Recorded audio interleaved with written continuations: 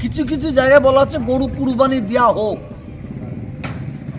মুসলিমরা দলবদ্ধভাবে গরু কিনবে, লাখ লাখ টাকাতে গরু কিনবে, কিন্তু যেদিন কুরবানি হবে সেই দিন বাধা আসতে পারে। এতে কি হলো, যারা গরুর খাটাল করেছিল তারা মুসলিমদের গরু বিক্রি করে তারা উদ্ধার হয়ে গেল, কিন্তু গরুটা কেনার পর আপনি কুরবানি দিতে পারবেন না, সেই জায়গাটা বাধা আসতে পারে। আমি প্রত্যেকটা মুসলিম ভাইয়াদের কাছে অনুরোধ করব, আপনারা গরু কিনবেন না, গরু আপনারা কিনে কুরবানি দেবেন না, আমরা দেবো না। এতে শুধু আমাদের অসুবিধা হয় না অন্য কারো অসুবিধা হয় সেটা দেখার বিষয় আছে। এবং আরেকটা সোশ্যাল মিডিয়া আমি যেটা পেলাম, কিছু কিছু জায়গায় বলা হচ্ছে গরু কুরবানি দেওয়া হোক। মুসলিমরা দলবদ্ধভাবে গরু কিনবে, লাখ লাখ টাকাতে গরু কিনবে, কিন্তু যেদিন কুরবানি হবে সেই দিন বাধা আসতে পারে।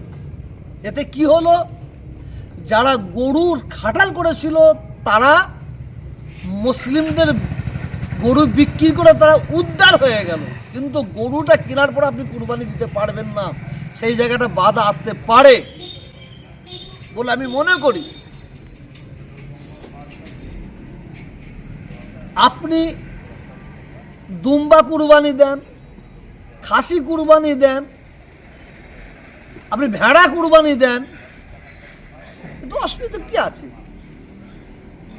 এই কুরবানি উপলক্ষ করে কয়েক হাজার টাকা, কয়েক হাজার কোটি টাকা কুরবানি আমরা মুসলিমরা দিই। এতে যদি আমরা কুরবানি গরু দেওয়া বন্ধ করি তাহলে আমাদের অর্থনৈতিক দিক দিয়ে আমরা স্বাবলম্বী হব বলে আমি মনে করি। আর দেশের আইন এক হওয়া উচিত বলে মনে করি আমি।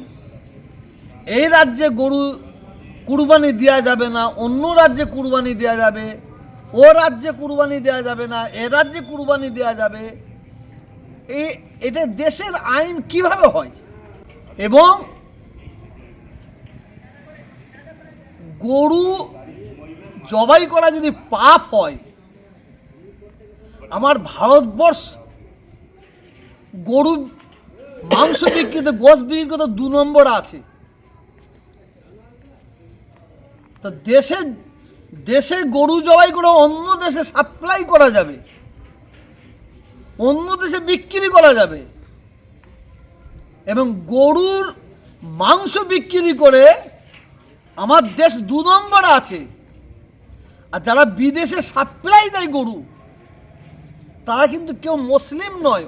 আমার অমুসলিম ভাইয়েরা গরুর মাংসের ফ্যাক্টরি করে হাজার হাজার হাজার হাজার কোটি টাকার গরুর মাংস বিদেশে পাঠাচ্ছে, সেইটা অপরাধ নয়। আর গ্রামগঞ্জে, এ রাজ্যে মুসলিম ধারা অনুযায়ী, ইসলামিক অনুযায়ী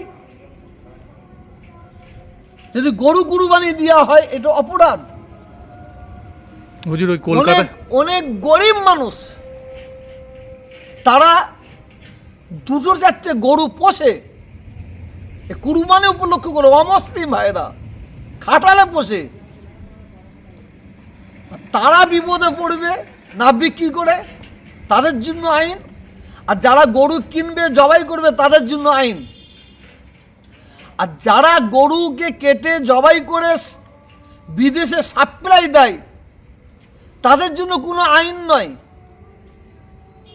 আমি অনুরোধ করব, কুরবানি আমরা দেবো না। কুরবানি দেবো না বলতে গরু কুরবানি দেবো না।